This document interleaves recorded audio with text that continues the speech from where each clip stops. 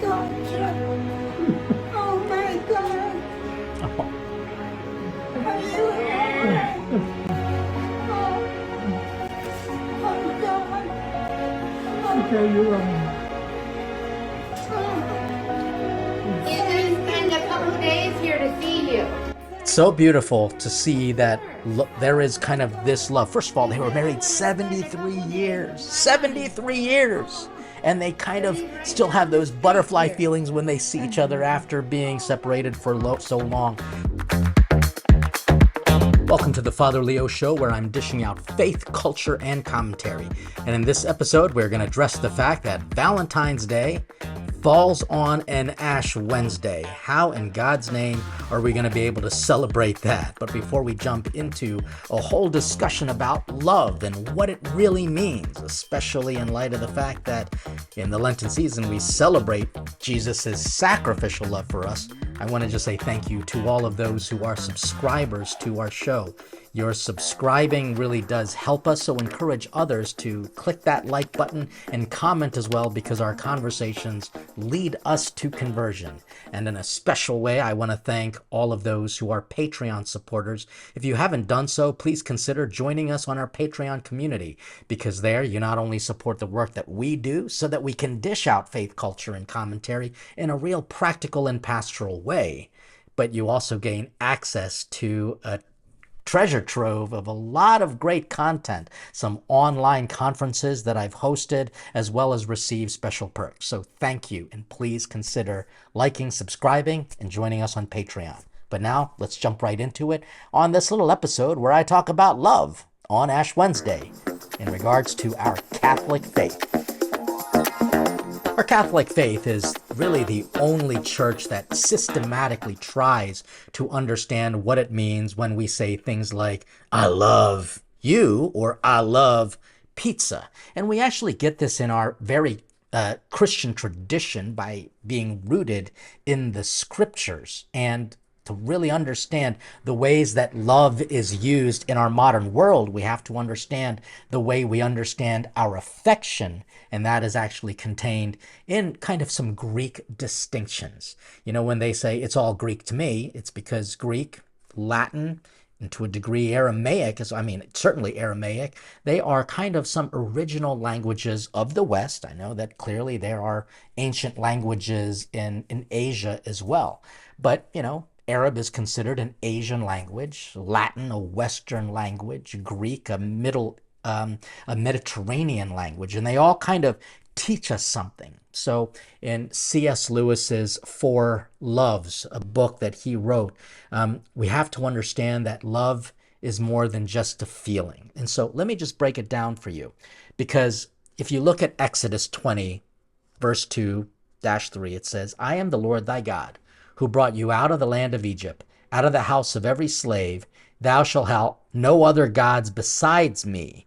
And basically what God is saying in the commandment is you should love God above all things. In fact, Jesus says that in Mark's Gospel, chapter 12, verses 28-34. And he basically says, which is the first of all commandment? And it says, hear this, O Israel, you shall love the Lord your God with all your heart, with all your mind, and with all your strength. What kind of love are we talking about here? Is it the same love of pizza? Is it the same love for my dog? Nope, clearly not. So let's get into it with understanding the four ways that we can understand love. The first way, I'm just going to simply say it, it's called storge. And that just basically means affection for anything. I love this day. I love pizza. I love it when the sun comes out and just casts a beautiful golden shadow on darkness. I mean, it just could be anything. But that's just a storge kind of love. It's just a general affection. And then if you kind of move deeper into that, you can actually associate a love for brother, sister, family. And that kind of love is called filial love. The word Philadelphia is the city of brotherly, Delphi or Delphoi, love, philia. And so, for example, philosophia is the lover of wisdom. It's kind of an understanding of something where it's reaching your affection and you feel a closeness to it.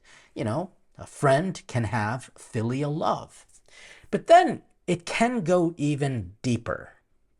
It can go deeper in one way and completely shallow in the other. And that is eros, erotic love. And that kind of sexual feeling that we get when we want to be close to someone, physically intimate with someone, that's called eros. That's erotic love. And like I said, it can go in two different directions. It can either go in the direction of just sex, or it could go into a direction of an erotic love between husband and wife, this kind of deeper love, which leads us to the fourth, the most perfect kind of love, and that's called the agapic love, agape. Agapic love is taking all of those loves that I said previously, affection and just kind of general liking something, to a closeness, a filial love, and then you combine that with an erotic love, and when God blesses that in the sacrament of marriage, guess what? It becomes agapic love. I can say the same thing for me as a priest. I love people, not in a sexual way. I mean, although I certainly can be tempted with that because I'm just human, but that's where if I understand love only at those three levels, then really you shouldn't be ordained a priest. You shouldn't become a nun. You shouldn't become a minister. You shouldn't even call yourself a Christian because you've got to go deeper. And that is the agapic love, the kind of love that is willing to make sacrifices. So, for example, when Jesus says in Matthew chapter 25, verses 31 through 46, says, "When the Son of Man comes in his glory and all the angels with him, he will sit on the glorious throne, and all nations will be assembled before him." And he's going to ask this very important question as he separates the sheep from the goats. This is what he's going to ask. "Then the king will say to those on the right, 'Come, you who are blessed by my Father.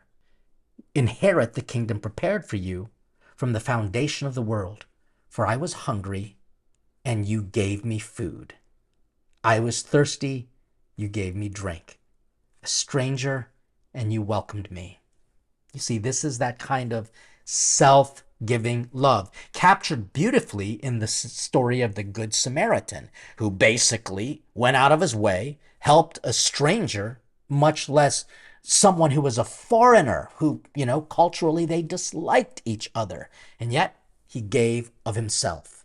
This is agapic love, and I really strongly encourage you to find that on Valentine's Day, which just happens to be on Ash Wednesday, because on this day we celebrate the reality that God sent his only Son, self-giving, into this world, and Jesus gave himself to us, self-giving agapic love, and he gave his life in ransom for all of our sins that we kind of had to pay a debt because of all of the ways that we've stolen from the grace of God.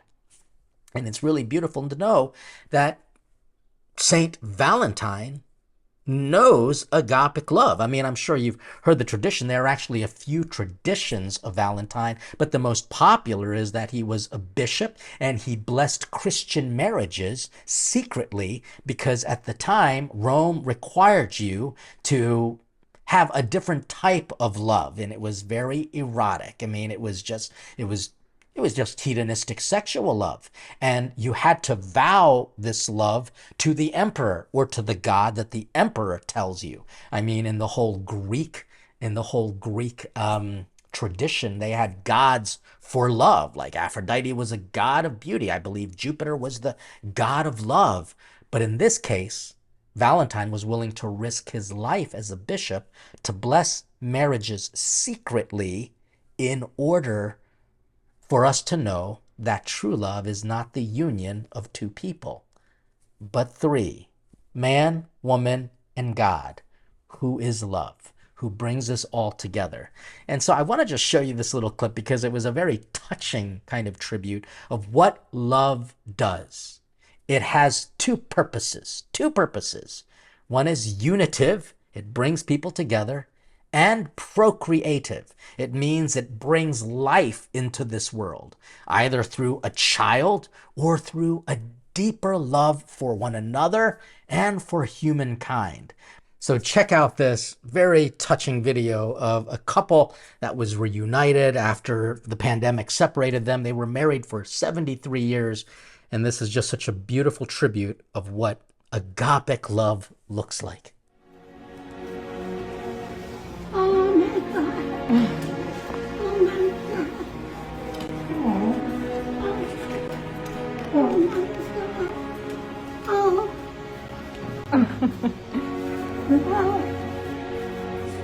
Oh. Oh my God. Oh my God. Oh my God. Are you alright? Oh God. Okay, you're wrong. He's going to spend a couple days here to see you. Thank you, girls. Of course. Oh my God. He said, I want to spend a couple days with my honey. Oh, So he's right down the street here. oh my God, Jeff. That's so beautiful to see that there is kind of this love. First of all, they were married 73 years. 73 years. And they kind of still have those butterfly feelings when they see each other after being separated for so long. COVID did quite a number on people. COVID did quite a number on people. And it's very sad to know that that we have lost a sense of love. And I do blame, in part, this little virus that infected our mind. And now we don't even love our neighbors anymore. And it was just a time when love was truly challenged.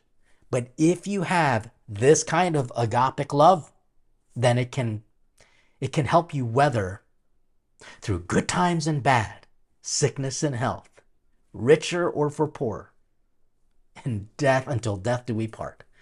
Really beautiful. So now what I want to do, however, sadly, is to understand how the culture views love, because it is sad. It's my commentary on culture and love on this St. Valentine's Day, Ash Wednesday celebration. There is no doubt that culture has lost an understanding of love, because the word culture is rooted in the word cult, which is worship. And you will understand love based on the God you worship. If you understand love in a Christian way, you're going to understand agapic love. And we saw an image of that in that previous video. However, if you see love in a worldly way, this is what you see. Sad, but true. Check out what this bride says, and then after that, what this groom says about their marriage vows. Finally, I promise to help you get into a Porsche 911. I'll always... I'll help you get into a Porsche 911. Now, this is a separate couple, so she was definitely kind of gross with her promise. I get you into a Porsche 911. What does that have to do with love? That has everything to do with materialism. But now check out what this guy says on his wedding day about love. I promise to smack ass every chance I get. That's all I got. Is that it? Come on, Cody. Are you sure? I didn't write nothing down. That's what you're going out with? That's what I'm going with. Cool. We've made it this long.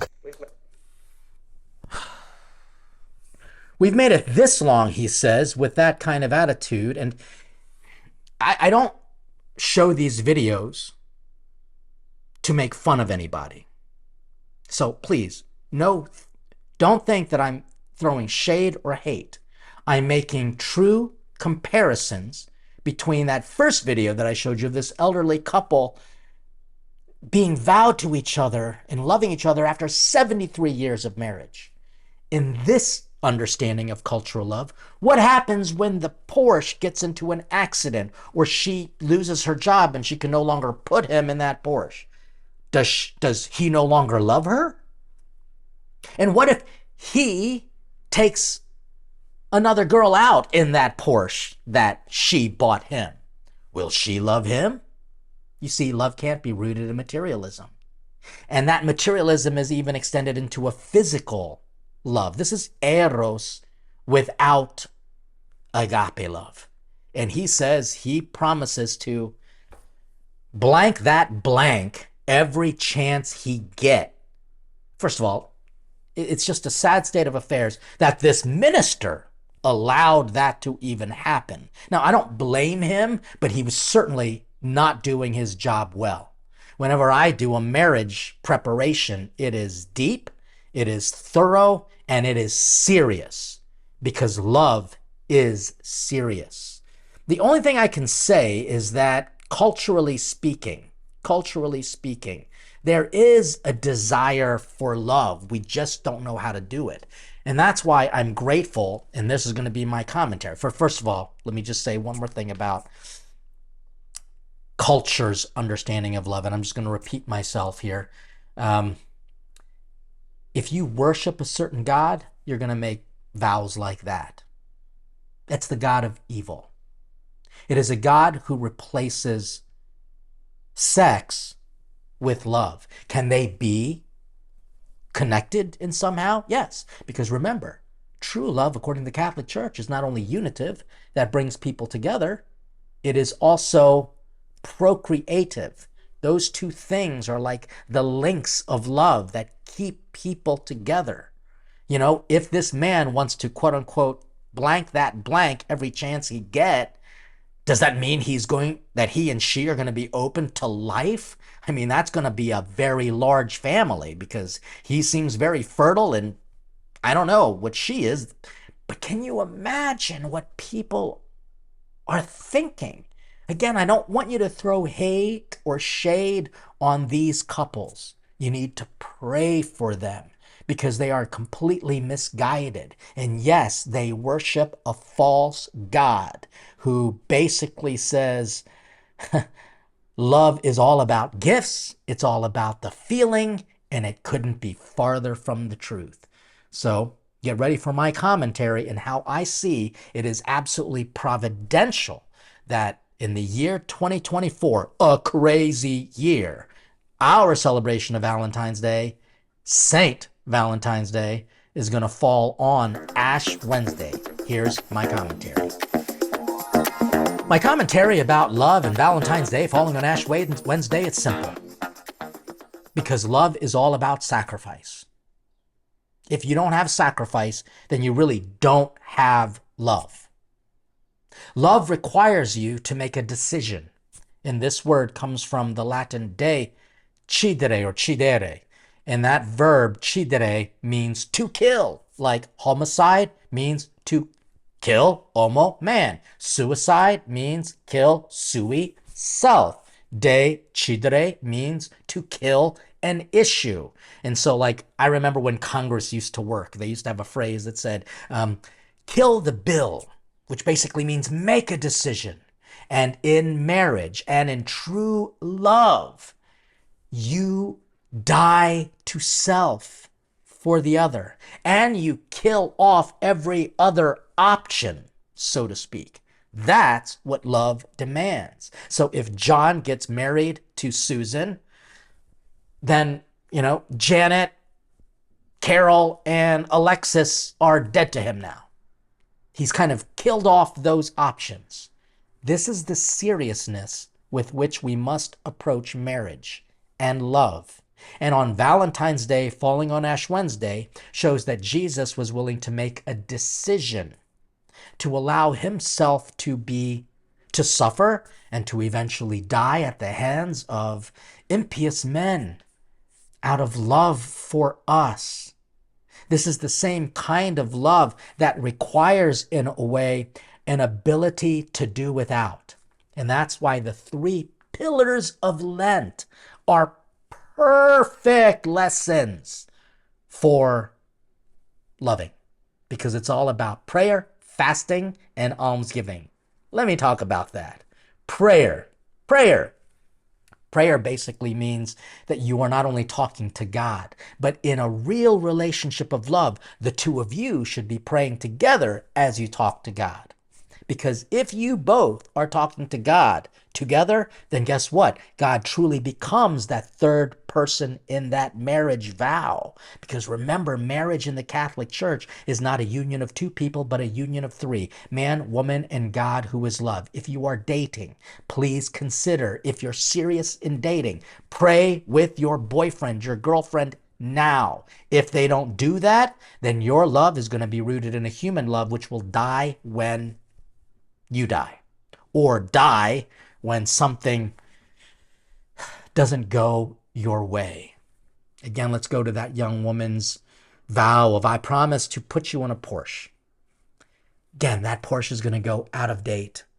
Does that mean that the love is no longer viable? That's prayer. Fasting, which I think is actually a key part to true love, because there are going to be times when you're going to have to go without. Sorry, young man, but you're not going to have every chance to get it. And you might be on a business trip. Is your sexual desire going to be able to go without? That is fasting. That actually makes us more disciplined. The word means student. Yes, just because you're married or just because you think you love another person doesn't mean you don't have a lot more to learn about love. Fasting and discipline go hand in hand. And in marriage, I don't care how old of a couple you are, you still have much to learn. That's why in marriages, they are constantly learning how to communicate, learning how to serve, learning how to sacrifice, learning how to pray together. If you're not fasting, i.e. being disciplined, then our love will be weakened. It'll be tested, and many people fail. Now here's the almsgiving part, because that almsgiving basically means that you are giving to others who can't pay you back. And that's love. I mean, I have seen true loving people give to others knowing that they will never be able to get paid back. And you know what? That is A-OK. And if couples can show that kind of generous love to people who can't pay them back, then guess what? Your love for your spouse is even going to be greater, because you know you are going to get love in return. Almsgiving teaches us how to be selfless in our love for one another. That's what almsgiving can do. And so if we just kind of take a look at how love looks, I think on this Valentine's Day / Wednesday celebration, we've got to kind of go to our inner room to find this love. And that's true even for marriage. The inner room of your married love. And we hear about this in Matthew's Gospel, chapter 6, verses 1 through 8, when he talks about, not to do things on the outside, to perform these works on the outside, which a lot of people do. Flowers, expensive gifts, lavish toys to play with, big house. I'm sorry, that's not love. But for maybe two people who think that they love each other to go to their inner room, and that inner room can sometimes look like a desert where Jesus went in order to show what true love looks like. And we can't make love, again, a showy thing, but something that really affects us from within, calls us to, yes, having kindness, affection, storge love, having a closeness to another person, where you want them to be close to you always. That's a filial love. Yes, there can be an erotic, a sexual, sensual love. You find that person attractive. That's fine. What's really interesting is that a lot of very beautiful women fall in love with less attractive-ish men, simply because that man is going to treat her like a queen. And she knows that love is not rooted in physical beauty. And so it's so interesting to see who people are attracted to, because guess what?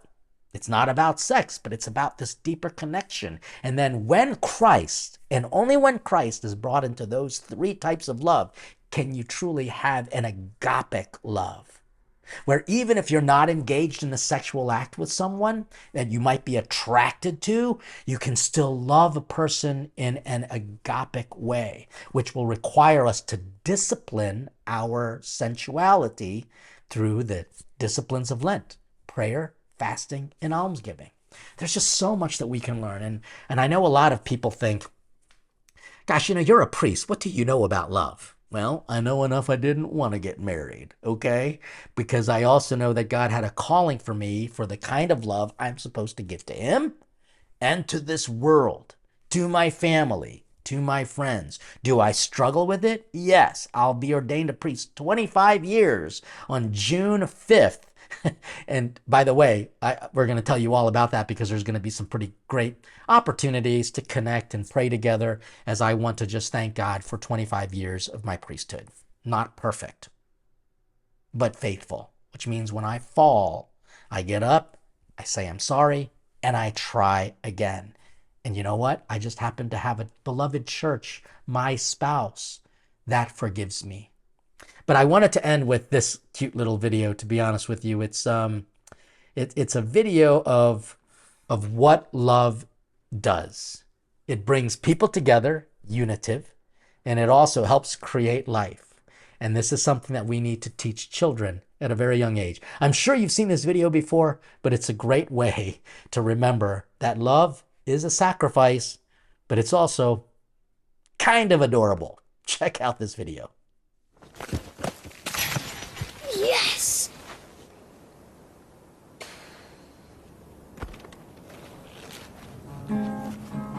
Always when we fight, I try to make you laugh, till everything's forgotten. I know you hate that.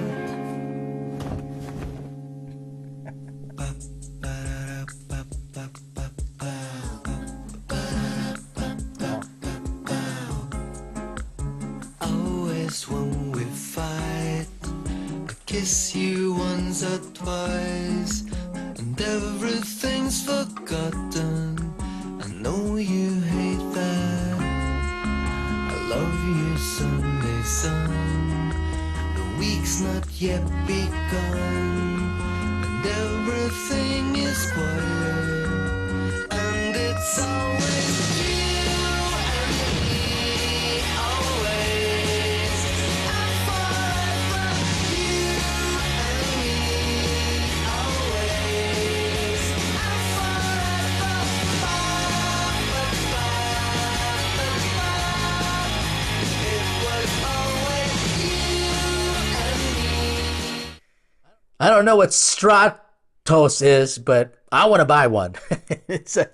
I'm actually getting emotional now just thinking about how beautiful love is. And it does require sacrifice. And this little kid made the sacrifice. And he's even kind of patiently waiting for his little brother to be able to play with him. That's that filial and even storge. And yes, this little boy made a lot of sacrifices so that his parents can make the sacrifice to bring another life into this world, so that this little boy would not be alone. I just know that love is real, everyone. We just need to learn from the Master, and that's Jesus Christ. So on this St. Valentine / Ash Wednesday, I hope you find love in the best way possible. And by the way, people are going to ask, can we have meat on Valentine's Day, like a big steak? Well, have you done a novena to St. Valentine's Day? If you didn't, no. Have lobster instead. But only one meal is what the church teaches on fasting. 2 small meals, 1 larger meal. It's kind of weak, to be honest with you. We can do better than that. But more importantly, maybe you can just say for the other person, hey, guess what? On this Valentine's Day, let's get Ash Wednesdays and let's share the greatest meal of all, the Lamb of God who takes away the sins of the world. Thank you for watching. I hope you enjoyed this episode, and I encourage you to please leave comments. Tell us how you celebrate Valentine's Day and Ash Wednesday, and encourage others to do the same. That certainly helps us to get our message out there. And you know what else helps? When you support us on Patreon. So please consider just a small donation of $5 every month. That gives you access to tremendous content as well as some great perks. Thank you for watching. God bless you. Happy Lent. Happy St. Valentine's Day. And join us next time as I dish out faith, culture, and commentary here on the Father Leo Show. Stay hungry for God.